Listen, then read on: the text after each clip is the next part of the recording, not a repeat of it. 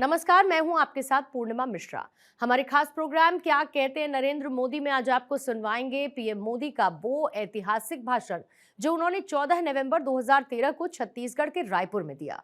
मोदी जी ने अपने भाषण में कहा कि वोट बैंक की राजनीति ने हिंदुस्तान के 75% नागरिकों को विकास से वंचित रखा है। ये पाप वोट बैंक की राजनीति वालों ने किया है और इसीलिए बीजेपी वोट बैंक की राजनीति का खात्मा करने का संकल्प लेकर के चली है। भाइयों बहनों, ये वोट बैंक की राजनीति ने हिंदुस्तान के 75% नागरिकों को विकास से वंचित रखा है। ये पाप वोट बैंक की राजनीति वालों ने किया है और इसलिए Bharatiya Janata party vote bank की राजनीति का खात्मा बुलाने का संकल्प लेकर के चली है। देश को विकास की राजनीति चाहिए और आज हिंदुस्तान के किसी नौजवान को पूछिए, हिंदुस्तान के किसी गरीब को पूछिए, उसे क्या चाहिए?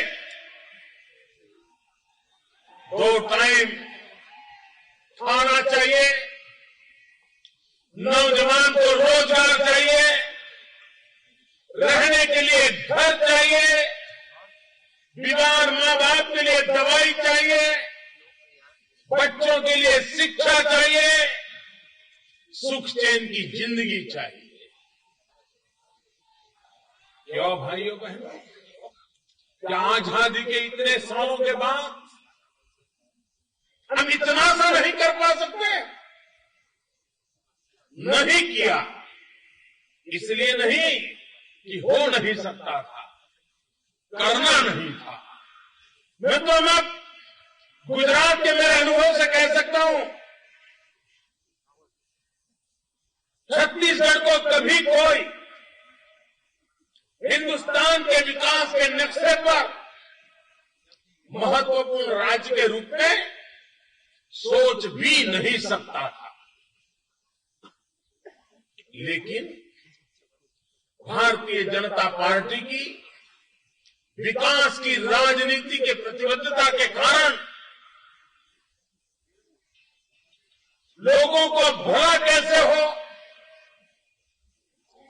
आधुनिक से आधुनिक इंफ्रास्ट्रक्चर कैसे बने, आधुनिक शिक्षा के संस्थान कैसे खड़े हो, किसान को पानी मिले, फसल का दाम मिले, फसल को बाजार मिले, मां बहनें सम्मान के साथ, गौरव के साथ जिंदगी जिए। इन सपनों को पूरा करने के लिए डॉक्टर रमन सिंह जी के नेतृत्व में भारतीय जनता पार्टी की सरकार ने पूरे लगन से, समर्पित भाव से विकास के मंत्र को लेकर के छत्तीसगढ़ की सेवा की और उसका परिणाम है आज हिंदुस्तान को मानना पड़ रहा है कि जिस राज्य में 50% करीब जनसंख्या एससी और एसटी की हो, जिस राज्य में माओवाद, नक्सलवाद आए दिन तबाही करता रहता हो, जिस राज्य के प्रति दिल्ली सरकार का प्रेम नेगेटिव हो,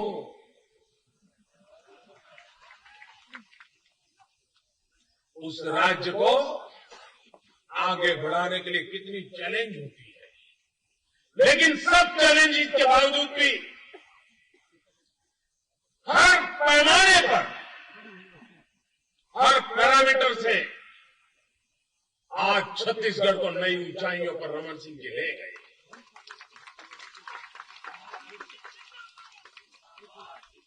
मित्रों, कभी मध्य प्रदेश बीमारू राज्य माना जाता था।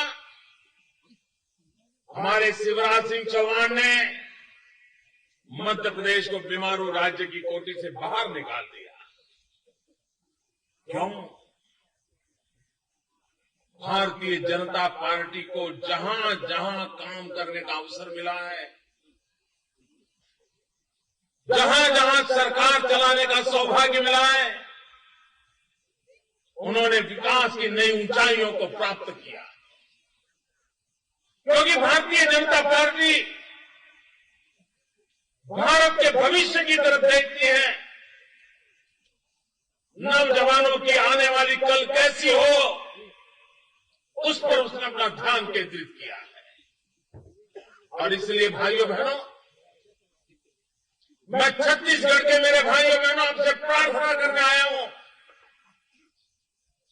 आज गुजरात सारे विश्व में विकास को लेकर उनकी चर्चा हो रही है।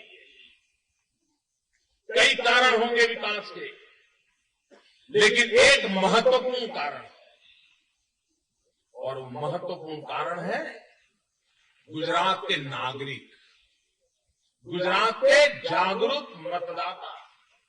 उन्होंने विकास पर भरोसा किया और लगातार भारतीय जनता पार्टी को काम करने का अवसर दिया। हमें बार बार चुन करके भेजा, स्थिर शासन मिला, प्रगतिशील नीतियां मिली। आज गुजरात नई ऊंचाइयों को पार कर गया। भाइयों बहनों, छत्तीसगढ़ को भी आप फिर एक बार मौका दीजिए।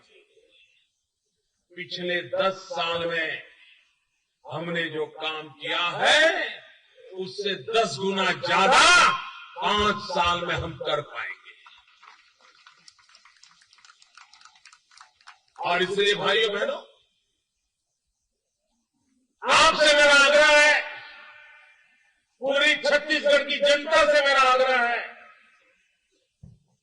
कि आप तीसरी बार डॉक्टर रमन सिंह जी को मत दे करके भारतीय जनता पार्टी के कमल निशान पर बटन दबा करके हमारे सभी प्रत्याशियों को विजय दिला करके आप छत्तीसगढ़ के उज्जवल भविष्य का एश्योरेंस ले लीजिए। ये मैं आपको विश्वास दिला रहा है। भाइयों बहनों,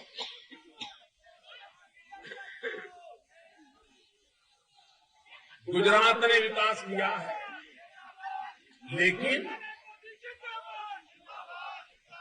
हमें जितनी कठिनाइयों का सामना करना पड़ा, उससे डॉक्टर रमन सिंह जी को अनेक गुना ज्यादा कठिनाइयों का सामना करना पड़ा।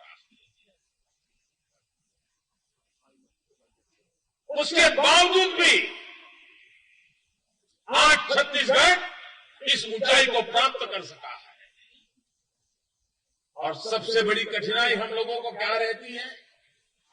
जहां जहां भाजपा की सरकारें हैं, दिल्ली की सरकार रोड़े अटकाने में ही लगी रहती है। रुकावटें पैदा करना, अड़चने डालना, काम होने नहीं देना। भाइयों बहनों, छत्तीसगढ़ ने ये दिल्ली की तकलीफों के बावजूद भी, कठिनाइयों झेलने के बावजूद भी प्रगति की है। लेकिन एक अच्छा संकेत नजर आ रहा है, अच्छी संभावना नजर आ रही है। 10 साल तो दिल्ली की बेरुखी के बीच भी वो चलते रहे, लेकिन 2014 मई में दिल्ली में भारतीय जनता पार्टी की सरकार बनेगी, छत्तीसगढ़ को अनुकूल सरकार बनेगी। आप कल्पना करिए कि दिल्ली में भाजपा की सरकार हो, छत्तीसगढ़ में भाजपा की सरकार हो, दोनों के सपने में विकास हो। दिल्ली में तो सरकार बदलना पक्का है, इनका जाना तय है, ये बच नहीं सकते। भाइयों बहनों, ये कांग्रेस पार्टी बहुरूपिया है, बहुरूपिया।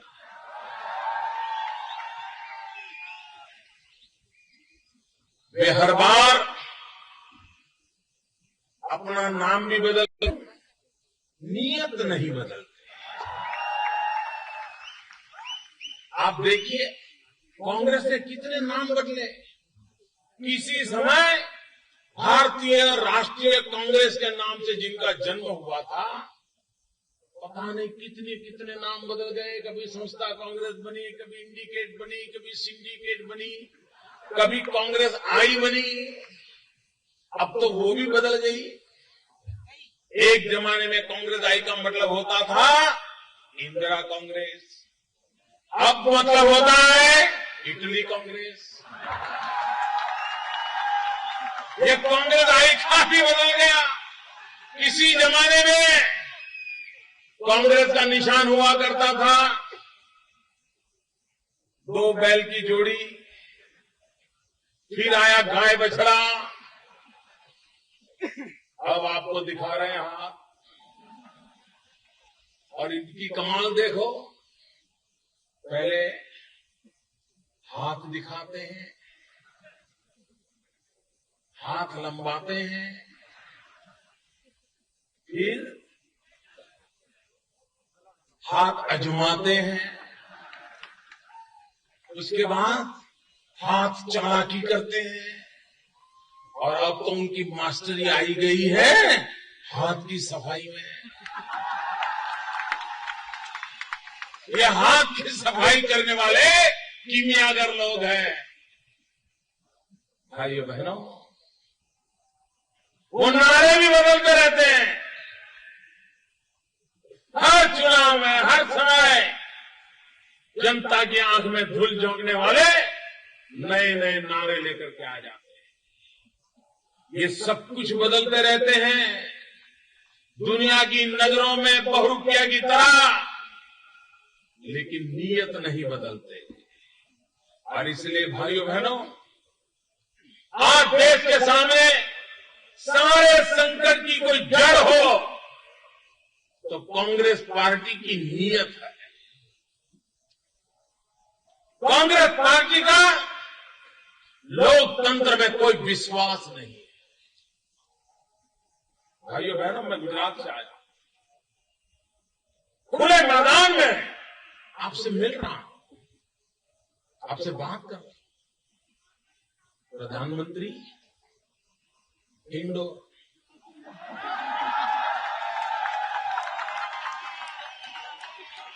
मुझे बताइए भाई, प्रधानमंत्री आउटडोर के खिलाड़ी नहीं है?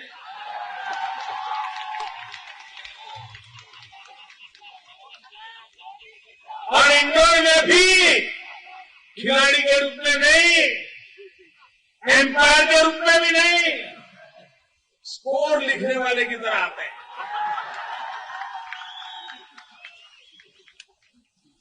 इसका कारण है मित्रों, देश के प्रधानमंत्री लोकसभा का चुनाव भी नहीं लड़े। देश में पॉलिसी पैरालिसिस है, पूंजी निवेश बंद हो चुका है। भ्रष्टाचार के कारण सुप्रीम कोर्ट आए दिन डंडे मार रही है, अफसर समेत सब जेल जा रहे हैं। आप कल्पना कर सकते हैं, ऐसे लोगों के हाथों में क्या कभी देश का भविष्य सुरक्षित रह सकता है? क्या उनके भरोसे देश चला सकते हैं अपन? एक भी काम ये दिल्ली की सरकार कर रही है।